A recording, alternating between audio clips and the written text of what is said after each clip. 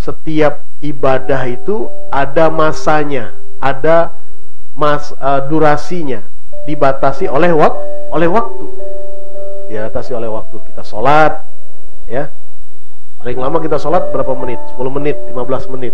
Diawali dengan takbir, diakhiri dengan salam. Selesai udah ibadah kita, ya, selesai. Puasa diawali dengan apa? Dengan terbitnya waktu fajar. Berakhir ke apa? Berakhir dengan tenggelamnya matahari 11 jam, 12 jam. Ibadah puasa kita selama 11 jam, 12 jam terhitung. Yang kita lakukan itu adalah ibadah, pengabdian kita kepada Allah, diganjar pahala oleh Allah. Tapi seiring terbitnya matahari, tenggelamnya matahari, selesai ibadah kita. Orang tunaikan haji, ya, ada masanya.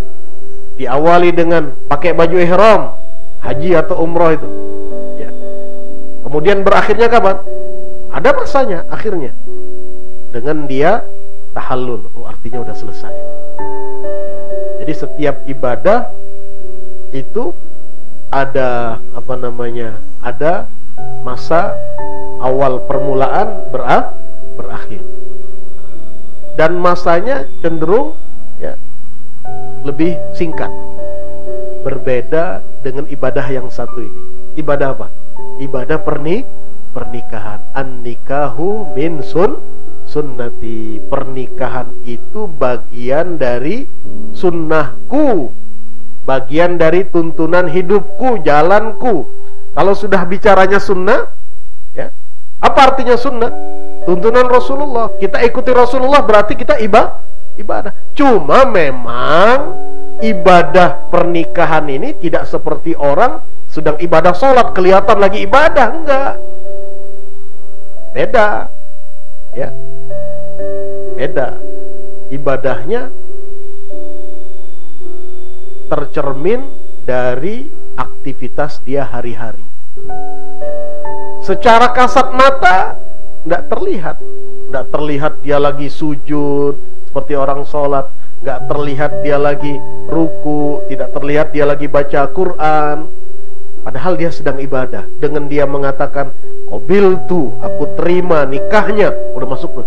Kalau orang sholat Allahu Akbar, gitu, ya. Dan tidak ada salamnya, ya. Artinya tidak ada finishnya, ya. Allah tidak katakan di situ ada finish, ya. Yang membuat finish itu kita, ya.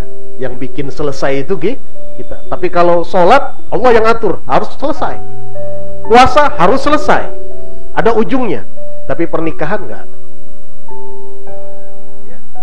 Pernikahan kalau sudah nggak mau lagi, Allah kasih solusi. Dengan apa? Abghadul halal ilallah at-talaq. Perkara yang halal, yang boleh, tapi paling tidak disukai oleh Allah adalah perceraian. Artinya Allah lebih suka, ya, walaupun jungkir balik, pusing, susah, hadapin dulu, ya.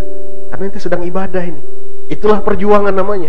Suami saya begini susah ngaturnya, ini mau menang sendiri, hadapin, ya. Karena kalau ente hadapin dengan sabar, ente ibadah, ya. Suaminya juga bilang begini, istri saya begini, karena kan kayak anak kecil, macam-macam sudah, ya. Hadapin dulu, ya.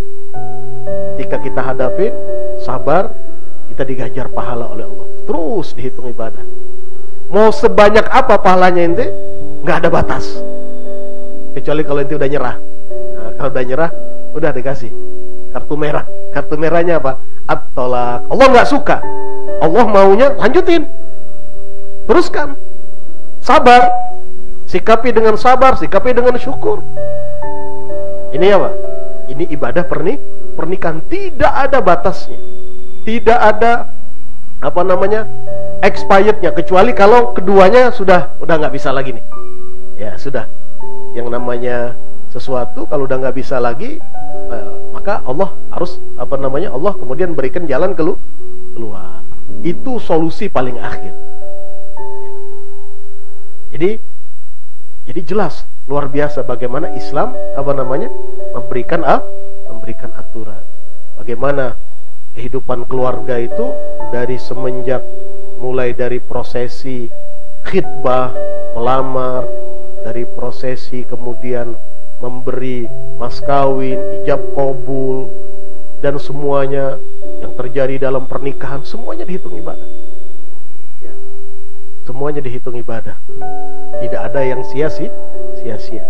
Jadi jangankan ya menyenangkan istri dengan ngasih hadiah ini dan itu, ngasih yang wajib saja, nafkah wajib, sesuap nasi, ya, sesuap makanan di mulut istri dan anak-anak dihitung sedekah.